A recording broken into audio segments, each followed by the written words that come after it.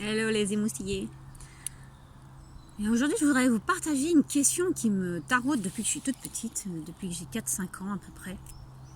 C'est qu'est-ce qu'on est venu faire sur Terre? Pourquoi on est venu sur la planète en fait? Et c'est une réflexion que je me fais régulièrement. Et en fait, par moments, j'ai des réponses. Alors, je pense que la vraie raison pourquoi on est venu sur Terre, c'est pour être pleinement nous-mêmes. Mais comment on fait quoi? Pourquoi on est venu là? Pour être pleinement nous-mêmes, ok, mais c'est quoi être pleinement nous-mêmes? Je pense que c'est être qui on est vraiment dans toutes les facettes de notre personnalité, de nos possibilités.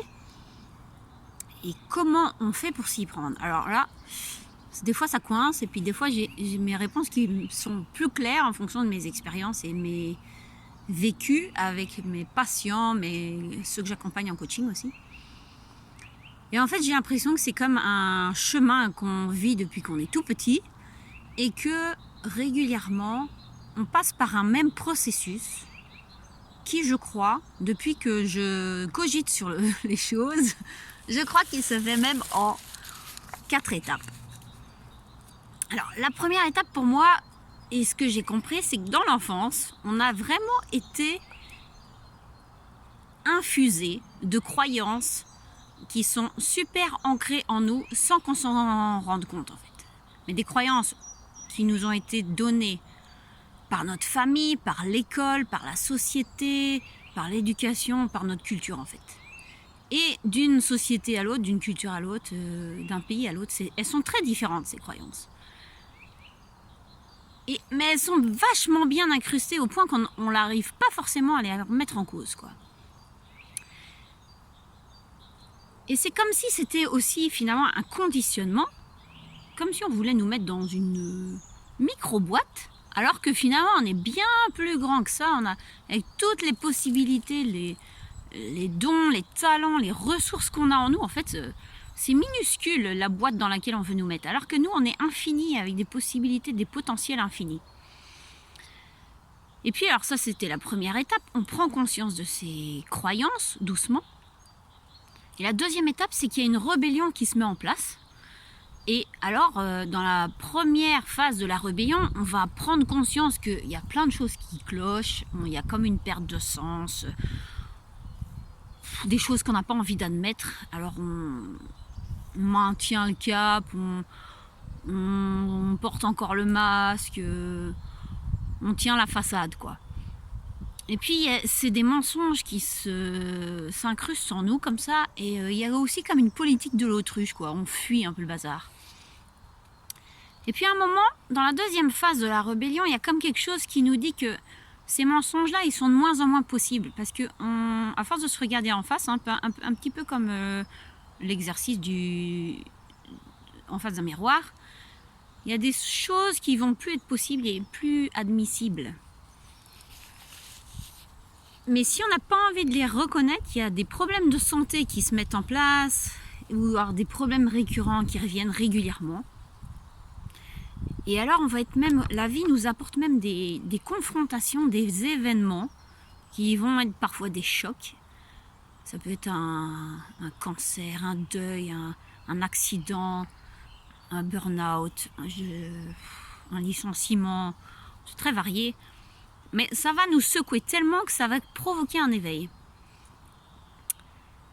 Et dans cette troisième phase, qui va être le réveil finalement profond, qui va être secouant, chamboulant, et même qui va provoquer parfois un basculement, même des effondrements, on prend conscience de certaines parties sombres de nous-mêmes, de la société.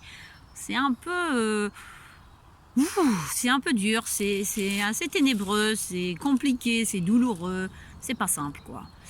Et si on n'est pas bien accompagné ou si on n'ose pas en parler, ça peut même aller à des formes de dépression ou d'autodestruction, je dirais même. Mais si on accepte d'avoir conscience de ça et d'accepter le défi qui va être de rebondir par rapport à ça, parce que c'est là que intervient la résilience, de relever le défi en fait de qui on est pleinement à l'intérieur. Et là, je dirais que c'est clairement une quête, je dirais même spirituelle, parce que qu'est-ce qu'on est venu faire sur Terre, c'est pas rien, quoi. C'est pour grandir, c'est pour oser, c'est pour se métamorphoser, c'est pour offrir notre lumière au monde, finalement. Et c'est aussi de se donner les moyens de vivre la vie qu'on veut vraiment. Mais alors, il faut alors se poser les questions aussi, c'est quoi la vie que je veux vraiment ? Et ça, c'est pas toujours simple. C'est pour ça que d'être accompagné, c'est aussi intéressant. Et alors la 4e étape vraiment, ça va être se remettre en question, c'est clair et net. Et la vraie réalisation, c'est d'aller creuser, quoi. C'est de déconstruire ce qu'on nous a fait gober, de dépouiller toutes ces limites, ces freins, ces blocages. Et Dieu sait qu'il y en a des fois qu'on n'avait même pas conscience, et des trucs qu'on n'imaginait même pas en fait. Mais en vue de faire de nous, j'ai envie de comparer ça à comme si on était une boule à facettes en fait. Parce que en fonction des événements qu'on aura pu vivre, on va dévoiler des facettes de cette boule à facettes. Et c'est ça qui va nous faire rayonner pleinement au bout d'un moment en fait. Et au point que si on vibre fort de ce qu'on a vraiment envie de vivre, on va vivre des choses magnifiques qui vont nous donner des belles vibrations hautes en énergie et qui vont nous aider à être justement pleinement nous-mêmes, avec tout ce que ça engrange de s'aimer vraiment. Et ça, c'est pas un vain mot que de le dire, s'aimer vraiment.